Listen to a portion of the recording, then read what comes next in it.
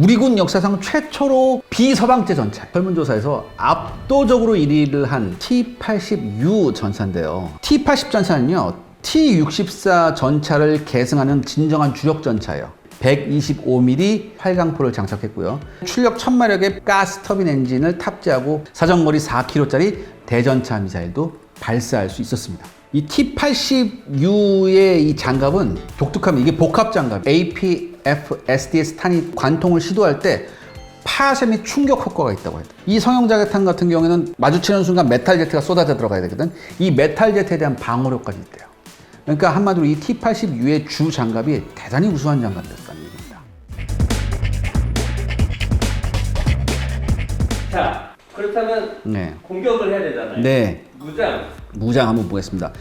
T-80U의 화력의 핵심이 52 구경장 125mm 2A46M1 활강포예요. 그러니까 이게 T-64에 탑재되었던 그 활강포의 개량형인데 그 기존의 그 125mm 활강포에 비해서 약 25% 정도 정확도가 향상됐다고 하네요. 그러니까 과거에 서방 측은 뭐라고 평가했냐면 125mm 포하고 탄약에 대해서 소련의 금속 야금 기술이 부족하다. 그래서 장거리에서 명중률이 떨어진다고 언급을 했어요. 그러니까 이 근거가 뭐였냐면은 왜 중동 이스라엘 통해서 T-72 같은 거를 노획할 수 있었어요. 미국이. 그래서 이제 특히 시리아제 T-72를 노획해서 이렇게 이스라엘을 노획한 걸 분석을 했거든. 아주 그냥 성능이 형편없는 거예요. 그래서 이게 소련 애들이 이게 별거 아니구나라고 했는데 여기에 함정이 있었죠. 이때 소련이 시리아에 판 T-72는요 엄청난 다운그레이드형이에요. 수출형 완전 다운그레이드, 싸구려 다운그레이드형이었어요. 그래서 러시아군이 현역에서 쓰는 T-80이나 T-72M 같은 경우에는 이게 해당이 안 돼요. 근데 그걸 몰랐어요. 그러니까 현재 T-80U에 탑재되어 있는 120mm 활강포는 여러분 저기 서방제 120mm 전차포 천하통일은 어디가 있습니까? 독일이 했죠. 독일 라인메탈사.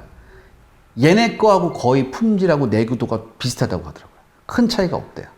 다만 뭐에서 차이가 나냐? 사용탄에서 차이가 난다.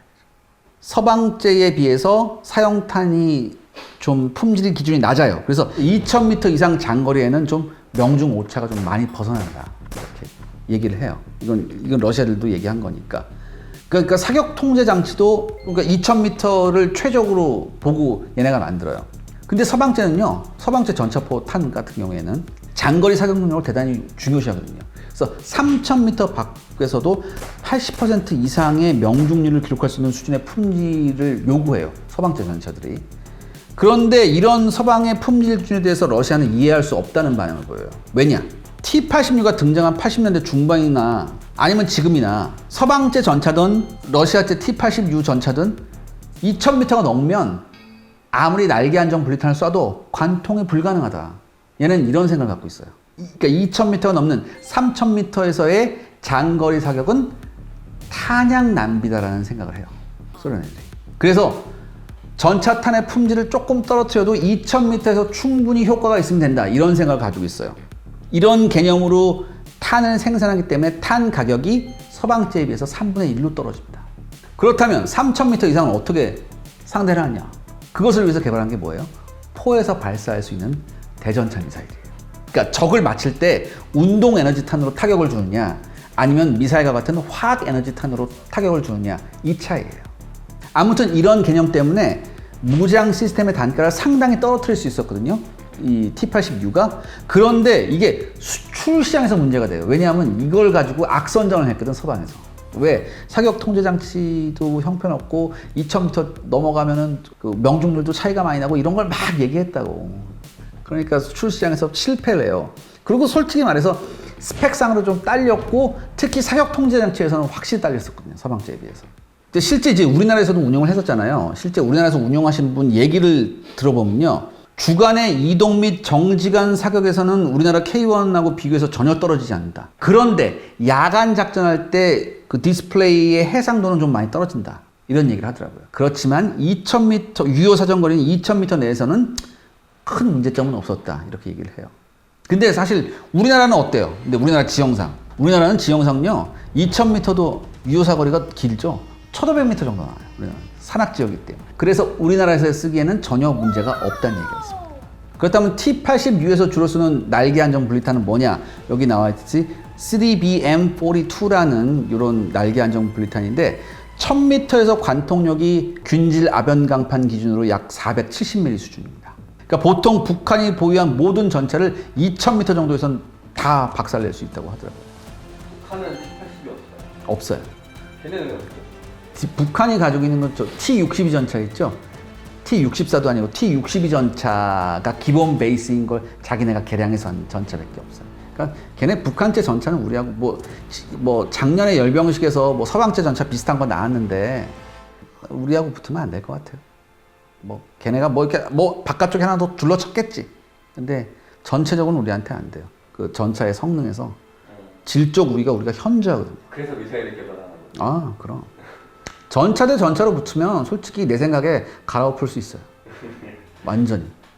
자, 아까 말씀해 주셨던 네. 포발사 대전차 미사일, 전차에서 대전차 미사일 발사. 그러니까 T-80U에 쓰이는 이게 포발사 대전차 미사일이 9M119이라는 이런 미사일인데 이게 별도의 사격 통제 장치로 이제 발사가 돼요. 근데 포수용 조준경에서 발산되는 이제 레이저 빔을 이용해서 이걸 유도하는데 유도거리가 무려 5,000m까지 돼요. 그다음에 이게 또 운용 방법도 이제 나중에 조금 말씀드릴 거지만은 캐로잘이라는 자동 장전 장치에서 자동으로 미사일하고 장약하고 같이 붙어서 발사가 돼요. 근데 이게 여러분들 대전차 미사일의 가장 큰 문제점이 뭐냐면은 미사일의 속도가 느리기 때문에 얘가 날아갈 때까지 계속 조준해 줘야 되는 거야. 그러니까 미사일의 속도가 되도록 빠르면 좋죠. 근데 이 9M119의 이 속도가요, 무려 초속 800m예요. 그러니까 웬만한 포탄하고 비슷해요. 그래서 5000m까지 유도하는데 6초밖에 안 걸린대요. 6초밖에. 그 다음에 이게 보통 여러분 생긴 거 보시면 알겠지만 미사일 치고는 약간 이상하게 생겼죠. 그러니까 보통 이제 포발사 미사일이라는 용어를 쓰지만 사실은 이 탄은 추진체가 없어요. 그러니까 미사일이 아니라 유도포탄이에요. 쉽게 말해서 유도포탄이에요. 근데 이게 운용자가 하는 말을 들어보면 명중률이 엄청나대요. 4000m 밖에 있는 적 전차에 왜 이게 포탑하고 차체가 만나는 좁은 틈 있죠? 여기를 쏙 맞출 수 있을 정도라고 하더라고요. 이게 또 이건 발사하면요 바로 직선 날아가는 게 아니라 바로 5m 정도까지 올라갔다가 내려가요. 그래서 목표에 도달하기 전 약 500m에서 고도가 갑자기 낮아지면서 장애물이 부딪히지 않고 딱 들어갈 수 있다고 하더라고요. 그러니까 중간에 장애물이 있어도 5m 올라가니까 중간에 무슨 장애물이 있어도 날아갈 수 있다. 그래서 개발 목적은 현역 러시아군 교보면은 뭐라고 나와 있냐면은 장거리에 위치한 2세대 전차 혹은 대전차 미사일을 운영하는 적 차량 그리고 경우에 따라서는 적 헬기한테도 쓸 수 있다 이런 얘기를 하네요. 관통력이 중요하겠죠. 관통력은 대략 거리에 상관없이 700mm 수준이래요. 그리고 한 발당 가격이 4만 달러 정도 한다고 하더라고요. 아니 그러면 네. 그 주포보다 나은 것 같은데. 네. 아까 400mm 뚫을 수 근데 한 발당 4만 달러잖아. 비싸잖아. 4천만 원짜리 포탄이란 말이야. 그래서 T-80U에는 4발 정도 실려요. 4발. 근데 여기에서 정말 많은 노하우를 우리가 얻었거든요. 그래서 우리 K2 흑표 있죠? 여기에도 비슷한 탄약이 탑재될 예정이에요. 아까 잠깐 말씀해 주셨던 네. 자동 장전 장치인데 이름이 좀 어려웠어요. 캐로젤식 자동 장전 장치. 캐로젤. 네. 캐로젤식. 예. 캐로젤 자동 그냥 캐로젤 자동 장전 장치야. 그러니까 T-64 시절에 이게 개발이 됐는데 이때 트러블이 많아서 이걸 완전히 개량을 했어요. 그래서 이게 장전 속도는 분당 9발이래요. 그러니까 이게 자동 장전 장치가 없는 M1A1이 정지할 때는 10에서 11발 쏠 수 있거든요. 1분당. 근데 이동할 때는 사람이 해야 되니까 4발에서 6발 할 수 있어요. 근데 이 캐로젤식은 이동간 정지간 상관없이 무조건 1분당 9발 할 수 있거든. 그러니까 상당히 우수한 거죠. 그러니까 캐로젤은 탄이 그 포탑 바닥에 장약하고 함께 이제 수평으로 돼 있어요. 내가 이런 말 하면 잘 모르겠죠? 자, 영상으로 보시죠.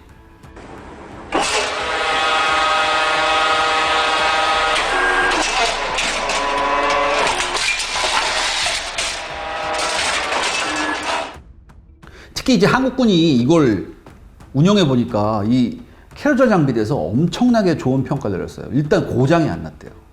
그 다음에 K1하고 비교해서 이동간 사격 시에 장전 속도에서 몇 배나 빠르더라. 우리 K1 아직도 뭐야? 사람이 장전하잖아. 근데 이동할 때는 확실히 불안정할 거 아니에요. 근데 캐로젤은 이동할 때도 확실히 빠르게 할 수 있더라. 포탄 탑재수는 총 45발이에요. 그래서 28발이 자동차 안정장치에 있고 나머지 17발이 조종수석 측면에 탄약 저장고에 탑재가 되어 있어요. 근데 이런 게 있어요. 이게 냉전 시대 때 개발됐잖아요. 그래서 T-86가 정면하고 측면에 그 장갑이 핵심부예요. 거기에 그 장갑이 방어력이 되는데 이게 캐로젤 장치가 만약에 적탄이 뚫고 들어오면 이게 유폭될 가능성이 되게 많대요. 그래서 러시아제 전차들, 자동장전 장치를 탑재한 러시아제 전차들의 파괴되는 장면 보면 유독 뚜껑이 많이 날아가요.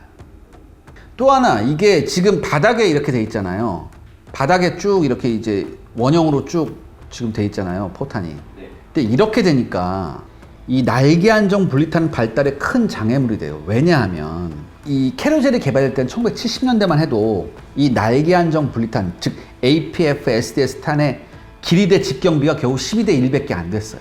그러니까 그러니까 장약을 따로 분리하니까 이게 충분히 됐는데, 근데 봐봐, 관통자가요, 관통자 길이가 길면 길수록 관통력이 좋아지거든요. 그러니까 여러분 이 APF SDS 탄의 관통자 길이 변화 보세요. 처음엔 짧았다가 가면 갈수록 뭐야? 얇아지면서 길어지죠. 길수록 뭐야? 관통력이 우수해지거든요.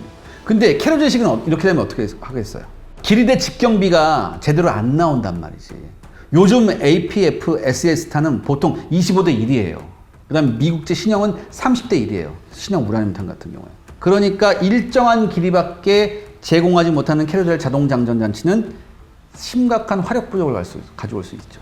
기존의 탄밖에 못 쓰니까. 신형 탄을 못 쓰니까. 긴 탄을 못 쓰니까. 이해가시죠? 수동으로 발사하면 되잖아. 그러니까 그 수밖에 없어요. 수동으로 할 수 있잖아요. 신형을 하려면 수동으로 해야지. 네. 그럼 뭐야? 근데 봐봐. 캐로젤에는 28발이 들어가고 옆에 측면에 17발밖에 안 들어가잖아. 그럼 캐로젤을 다 못 쓰고 측면밖에 써야 되는데, 그렇다면 뭐야? 사용할 수 있는 탄이 17발밖에 없다는 얘기죠. 자, 엔진을 바꿨잖아요.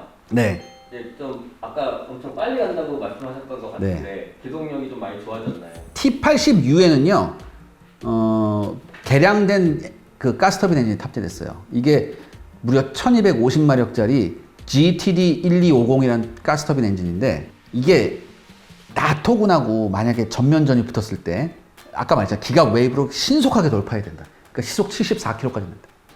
전차가. 그러니까 디젤 엔진하고는 비교할 수 없는 빠른 가속력이 있었다는 얘기죠. 또 빠른 가속력 뭐냐? 이게 전차예요. 오늘 왜 안 가져오셨어요? 그런 거 없어. 이게 전차야. 이게 순간적으로 빠른 가속력이 확 나는 게 왜 중요하냐면, 적 대전차 미사일이 왔을 때 대전차 미사일 유도해야 되잖아. 근데 막 빠르게 갑자기 순간적으로 확 움직여봐. 그러면 이게 맞추기 힘들다. 근데 디젤 전차는 이게 좀 힘들어요. 속도가 이렇게 순간적인 가속력을 내기가 좀 디젤 전차가 힘들거든요. 또 하나 이제 이게 러시아가 추운 나라잖아. 소련이 추운 나라잖아요. 근데 디젤이 추운 나라에서 트러블이 많아요. 그래서 가스터빈 엔진을 이용해서 여러 가지 문제점을 개선했는데, 문제는 뭐라 그랬죠 아까? 연비요. 이 극악의 연비래. 이 T-80U는요 5개의 내부 연료 탱크하고 2개의 외부 연료 탱크 해서 총 한 2370리터의 연료가 탑재가 되는데요. 이론적으로는 440km를 갈 수 있대요, 항속거리가. 근데 우리가 실제로 한번 이걸 해봤다지? 그래서 이제 야지하고 도로 번갈아 가봤대요. 그러니까 겨우 300km 나오더래요. 440km 턱 덮고 300km 나오더래요. 그 다음에 외부 없이 내부 연료통만 채우고 가봤더니 200km밖에 못 가더라. 이거는 K1의 절반이에요. 다만 순간 가속력하고 그 다음에 등판 능력 있죠? 경사 등판 능력. 이거는 발군이었다.